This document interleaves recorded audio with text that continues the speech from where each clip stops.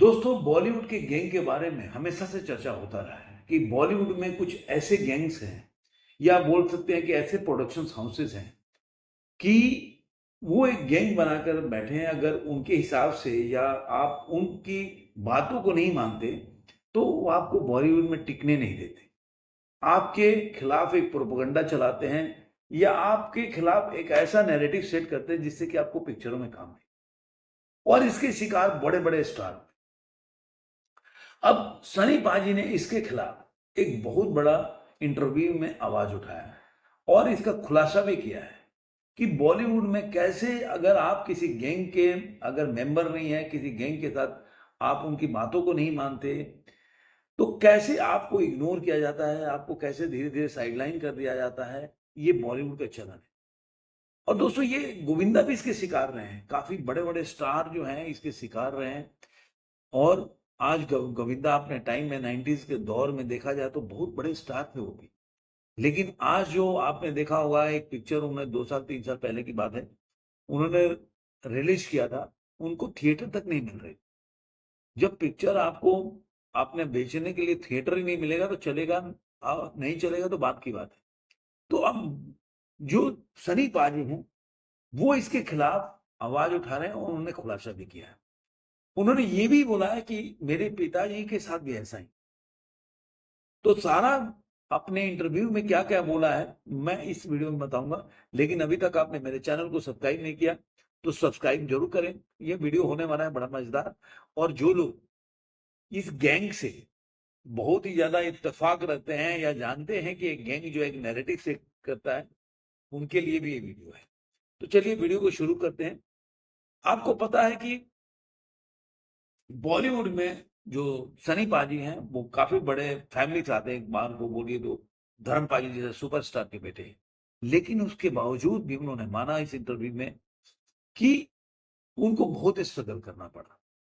लेकिन इसके बावजूद जब वो 90s के दौर में एक सुपरस्टार, आप मतलब मैंने इस पे वीडियो भी बनाया है कि उनका फीस जो था, उस समय के टॉप पे था वो। मतलब कोई भी स्टार उनके आस-पास भी नहीं था, जो जितना फीस लेते थे, जितना चार्ज करते थे। लेकिन जैसा कि होता है ना कि हर आदमी के जीवन में कुछ घटनाएँ ऐसी घटती हैं, जिससे आपका जीवन का ढलान शुरू हो जाता है और ये होता है। उन्होंने यही बताया कि 2001 में जो गदर एक प्रेम कथा आई थी, उसके बाद से उनका फ़िल्मी करियर जो है, डावाडोल हो गया। और सेम बात बॉबी देओल के साथ भी हुआ। इस इंटरव्यू में बॉबी देओल ने भी उनके साथ शेयर किया था। उन्होंने कहा कि जीवन की ये सच्चाई है उस इंटरव्यू कि हर जगह कैंप है। कैंप आम तौर पर उन लोगों के साथ चलते हैं जो उनका हिस्सा है और जो एक-दूसरे के लिए चमचागिरी करते हैं। किसी तरह जो लोग बहुत आगे रहते हैं, उनके साथ कैसे भी, मतलब उन्होंने बताया कि जिस तरह से कोई ऐसे लोग भी होते हैं जो फाइट करके और आगे निकलने का प्रयास करते हैं। जैसे कि वो अपने बारे में बताया कि उन्होंने कैसे कैसे इस सिस्टम से कैसे बिना चमचागिरी किए हुए और आगे बढ़े।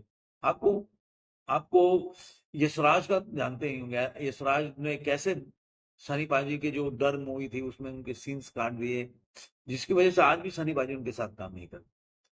तो उन्होंने बोला कि हम जाट हैं, आप जानते हैं, तो जो कुछ भी जो करते हैं, तो हम लोग डरते नहीं, हम करते हैं और हम शर्मिंदा नहीं किसी चीज़ से। सच्चे हैं, इसलिए लोगों को पसंद नहीं। मतलब ऐसे गैंग जो हैं, उनको ये कभी भी वो पसंद नहीं करते, क्योंकि वो इनकी चमचागिरी नहीं करते, इनकी बातें नहीं मानते। क्योंकि एक एक्टर का काम है अपनी एक्टिंग करना। उसको गैंग अप नहीं होना किसी के साथ कि भाई इस गैंग में काम करना, इस गैंग के साथ काम नहीं करना। इसको, अगर ये एक्टर है, ये आगे बढ़ सकता है तो उसको कैसे फ़िल्में ना मिले, कैसे उसको वो सुशांत सिंह के साथ भी ऐसा ही हुआ है। अब ये एक अलग मैटर हो जाएगा। तो ये चीज़ें बॉलीवुड का एक सच्चाई है, जो काली सच्चाई बोल सकते हैं। उन्होंने आगे बोला, आप देख सकते हैं कि मेरे पिता के करियर के उत्तरार्ध में 80 और 90s के दशक में बहुत से प्रोडक्शन घराने पापा के साथ काम नहीं करते थे। मेरे पास भी ऐसा कोई घर नहीं था जो मेरे साथ काम करता हो। वहाँ कोई घर नहीं था, लेकिन क्या होता है, जब प्रतिभाशाली होते हैं, तो आप वहाँ होते हैं और आप वो चीज़ें दे सकते हैं तो इस तरह से मैं एक निर्माता बन गया, मैंने फ़िल्में लाने की कोशिश की, हमने वो सब करने की कोशिश की, लेकिन जब तक कोई नहीं आता, तो आप कुछ नहीं कर सकते, आपको लड़ते ही रहना पड़ता है। उनका कहने का मतलब जो पिताजी थे उनके, उन्होंने भी फेस किया, वो अपने आप में एक टाइम में दिलीप साहब ने बोला था कि अगर 1 से 10 तक कोई एक्टर है, तो वो धर्मपाल जी के लिए भी बोलते थे। लेकिन उसके बावजूद भी उनको वो फ़िल्मों में वो जिस तरह का रोल चाहिए था, एक टाइम के बाद उनको मिलना बंद हो गया। और धर्मपाल जी किसी के पास काम माँगने जाते नहीं, उनकी आदत नहीं है। अमिताभ बच्चन भी काम माँगने जाते थे, लेकिन धर्मपाल जी कहीं काम माँगने नहीं गए। किसी को फ़ोन नहीं खड़खड़ाया कि मुझे काम दे दो। तो धर्मपाल जी वैसे थे। तो उन्होंने बोला कि लेकिन क्या होता है, जब आप प्रतिभाशाली होते हैं, तो आप रास्ता ढूँढ लेते हैं। तो कह रहे हैं कि जब मेरे को कोई पिक्चर नहीं मिलती थी, जब कोई अच्छे प्रोडक्शन आता आता नहीं था हमारे पास, तो मैंने खुद से फ़िल्में बनाना शुरू कर दिया। और मैं लड़ाई जारी रखा और इस तरह से वो अपने बारे में बताया। उन्होंने इसी तरह बताया कि जो रेमो डिसूज़ा की रेस 3 आई और जो बॉबी देओल के करियर को एक बोल सकते हैं पुनर्जीवित करने का प्रयास किया सलमान खान ने, तो उसका भी उन्होंने प्रशंसा किया। जब बॉबी ने सलमान के साथ एक फ़िल्म की और कैसे उसने उसको एहसास हुआ कि उसको भी अब बदलने की ज़रूरत है। आखिरकार उन्होंने बोला कि मैं ही है जिसे उठकर यह करना है। मुझे अपने पीछे की ताकत को खत्म करना है, अपने पीछे की ताकत को नहीं, बल्कि उस ताकत को खत्म करना है। उन्होंने बोला कि आपको अपनी लड़ाई खुद लड़नी पड़ती है। ये बॉबी को एहसास हुआ कि कोई आपके पीछे खड़ा रहेगा, आपको जब तक ये एहसास होगा तब तक आप कुछ नहीं कर सकते। तो आप अपने पीछे के जो डिपेंडेंसी है, ताकत मतलब जो डिपेंडेंसी है उसको मत खत्म करो, जो पीछे खड़ा है। मतलब वो डिपेंडेंसी आपके मस्तिष्क में है, उसको खत्म करो। तो इस तरह से एक बहुत ही मतलब बोल सकते हैं इतना बड़ा स्टार इस तरह की बातें करना और धर्मपाल जी को बहुत फेस करना अपने टाइम पे। और इसीलिए सनी पाजी ने हर प्लेटफॉर्म पे अभी पहले वो बहुत इंट्रोवर्ट थे, बोलते नहीं थे, इंटरव्यू वगैरह देने जाते नहीं थे। लेकिन एक अच्छा चीज़ शुरुआत किया उन्होंने कि हर इंटरव्यू देते हैं और बातों को रखते हैं। बातों को रखना और सच्चाई जनता तक लाना एक उद्देश्य भी है कि एंड ऑफ द डे सारे एक्टर जो है वो काम करने के लिए आते हैं और काम करते हैं। अगर आप काम ही आपको नहीं मिलेगा तो आप काम क्या करेंगे? आपको पता ही है कि अपने टाइम में सनी पाजी जो है अर्जुन 1985 में आई थी, पाप की दुनिया 1988 में आई थी, सब सुपर पिक्चर त्रिदेव 1989 में आई थी, घायल 1990 में आई थी, दामिनी 93 में आई थी, डर 93 में आई थी, सब हिट पिक्चर है सर।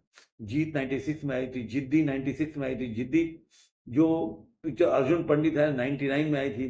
तो अपने टाइम में देखा जाए तो सनी पाजी की जो पिक्चर है अपने आप में एक बोल सकते हैं 90s के सुपरस्टार थे वो।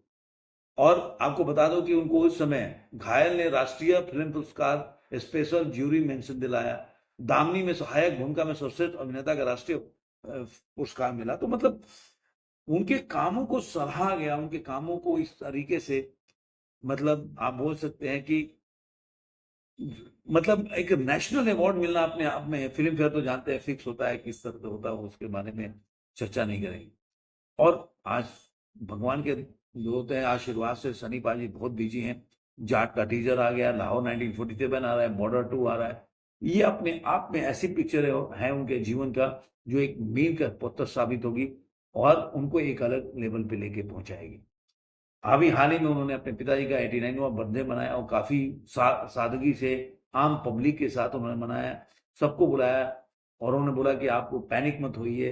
कई कई ब्रांडू लोग ऐसे भी हैं जो बोल रहे हैं कि देखो पब्लिक को धक्का मार रहे हैं। उन्होंने बोला कि देखो आज उनकी एज हो गई है, सब लोग मनाइए लेकिन धक्का-मुक्की मत कीजिए, आराम से मतलब कीजिए जो मतलब कोई पैनिक क्रिएट ना हो। अब आज धर्मपाल जी के एज भी हो गए।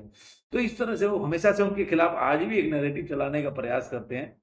लेकिन उन्होंने अपने पिताजी का अच्छे तरीके से जन्मदिन मनाया, बॉबी देओल भी थे, सनी देओल भी थे और जो इंटरव्यू हुआ बॉबी देओल और सनी देओल दोनों भी इंटरव्यू में थे।